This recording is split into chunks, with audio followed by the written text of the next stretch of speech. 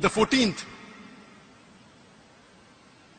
most common questions, amongst the most common questions asked by the non-Muslim is that why does Islam prohibit a Muslim to drink alcohol?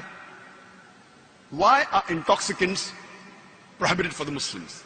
Why is alcohol prohibited? Allah says in the Quran, in Surah Ma'idah, chapter number 5, verse number 19, Ya ayyuhal lazina amanu, O you believe, innamal khamru wal maisuru, most certainly intoxicants and gambling, wal anzabu wal azlamu, dedication of stones, divination of arrows, rishtum min amali shaitan, these are Satan's handiwork. Fashtanibu lalakum tuflihun. Abstain from this handiwork that you may prosper. This verse of the Quran from Surah Ma'idah, chapter number 5, verse number 90 says that intoxicants and gambling, dedication of stones, divination of arrows, all these are Satan's handiwork. Abstain from it that you may prosper. So based on this verse of the Quran, the Muslims as a whole, they abstain from drinking alcohol. The same message is also repeated in the Bible, in the book of Proverbs, chapter number 20, verse number 1, which says that wine is a mocker, strong drink is raging, and whoever has it is deceived. The Bible says in the book of Ephesians, chapter number 5, verse number 18, that do not be drunk with wine. So if you read the Bible, and if you believe in the Bible, even the Christians, according to the commandments of the Bible, they are supposed to abstain from drinking alcohol. The same message is even repeated in the Hindu scriptures. Alcohol has been prohibited in the Hindu scriptures in several places. In Manusmriti, chapter number 5, verse number 225 to 228, and is prohibited in several places even in the Vedas. Let's try and understand the logical reasons. Why has Allah subhanahu wa ta'ala, our creator, prohibited the Muslims from having alcohol? Today science tells us that every human being, he has an inhibitory center.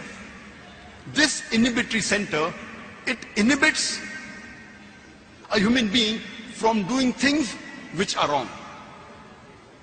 For example, the human beings know that using abusive language is incorrect, especially when we speak to elders or to our parents. If we have to go for the call of nature, we will not do it in the public. We will go to the restroom. Our inhibitory center prevents us from doing it in public because we know it is wrong. But when a person is intoxicated, his inhibitory center is inhibited. That is the reason we see that a person who is intoxicated, he uses abusive language.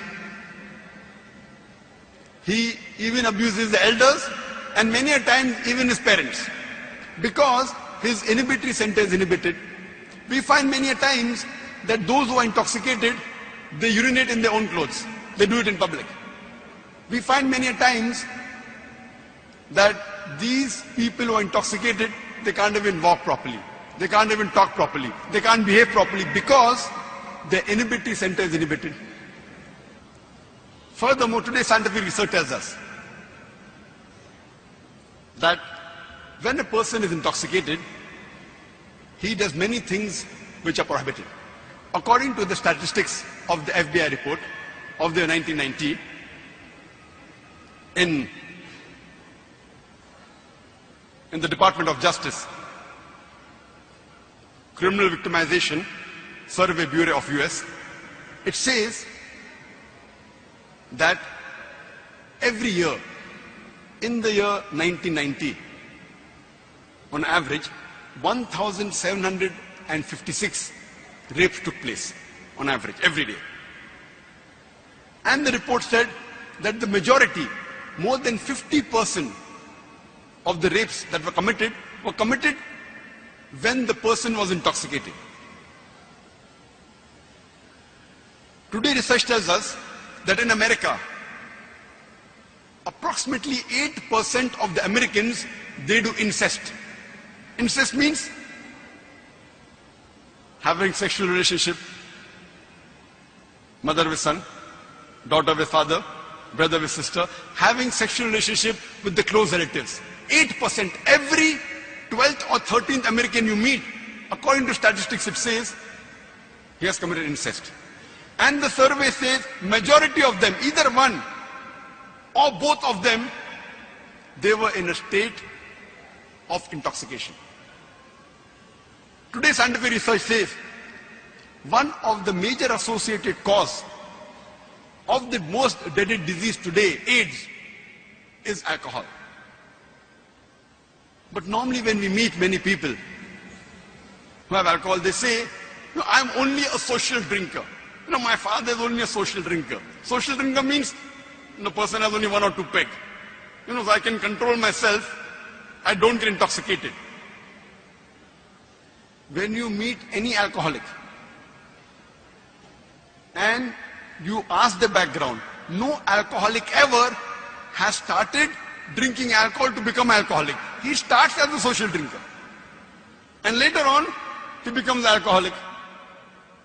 I challenge to show me a single social drinker who has been drinking for several years and has never got intoxicated at least once in his lifetime. Even if you ask a social drinker, if you do a survey, even if he's for a couple of years a social drinker, sometime or the other, he may have got intoxicated. And even if a person gets intoxicated once in his lifetime, and if he commits a crime of rape or incest, imagine, after he regains his consciousness, the damage cannot be undone. Neither to the victim, neither to the person who has done it. It's an irreparable loss. Imagine if in the state of intoxication, the person has committed rape or committed incest, the person cannot forgive himself. That's the reason our beloved Prophet Muhammad said. It's mentioned in the Sahih Hadith of Sunan ibn Majah, volume number 3, in the book of intoxication, chapter number 30, hadith number 3872. The beloved Prophet said that alcohol is the mother of all evils. It is the most shameless evil. Our beloved Prophet said, it's mentioned in Sunan ibn Majah, volume number 3, in the book of intoxication, chapter number 30, hadith number 3391. Our beloved Prophet ﷺ said that anything which intoxicates you in large quantity is even prohibited in small quantity. No excuse for a nip or a tot. Our beloved Prophet ﷺ also said, it's mentioned in Sunan ibn Majah, volume number 3, in the book of intoxication, chapter number 30, hadith number 3380. Our beloved Prophet said that all 10 categories of people who deal with alcohol are cursed by Allah subhanahu wa ta'ala. The person who distills alcohol, the person who has it distilled by someone, the person who distills for someone, the person who drinks it, the person who transports it, the person for whom it is transported, the person who serves it, the person who sells it, the person who utilizes the money of the sale of alcohol, the person who buys it, the person who buys it for someone else. All these 10 categories of people who deal with alcohol, our beloved Prophet said, the curse of Allah is on them. But today, my colleagues, that is the medical doctors, they have a different approach. What they say, that alcohol, it is not addiction. They say that alcoholism is a disease. And they say that we have to be sympathetic towards the alcoholic. The new technology, new ways. We have to, as the sick person, like how someone is sick, you have to visit him and you have to solace, show kindness to him.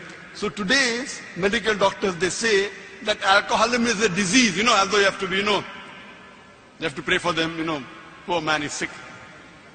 You have to be sympathetic towards him. And I reply to them. And in one of my messages that comes on the Peace TV, and I always repeat it, that if alcoholism is a disease, it is the only disease that is sold in bottles.